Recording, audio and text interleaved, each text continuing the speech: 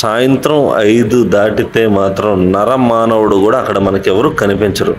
ఒకవేళ మనం ధైర్యం చేసి వెళ్ళాలన్నా వెళ్ళలేము. అన్ని రోడ్లు మూసేస్తారు.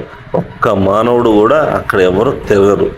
ఈ గుడి సాయంత్రం సూర్యాస్తమయం అయిన తర్వాత ధైర్యం చేసి లోపలికి వెళ్ళడానికి అక్కడున్న ప్రజలు ఎవరు చేయలేరు. ఈ గుడి ఎందుకు సూర్యాస్తమయం తర్వాత వెళ్ళలేరు అనేది ఈ వీడియో మొత్తం చూసి మనం తెలుసుకుందాం.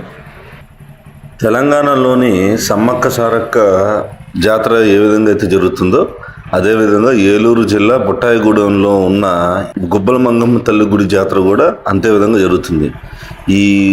ఈ గుబ్బల మంగమ్మ తల్లి గుడికి ప్రత్యేకంగా ఎటువంటి పూజారి అయితే ఉండడు. ఇక్కడ అడవి బిడ్డలే ఆ తల్లికి నిత్యం పూజలు అన్నీ చేస్తూ సపర్యాలు చేస్తూ ఉంటారు. ఇక్కడ ఈ ఆలయంలోని అమ్మవారు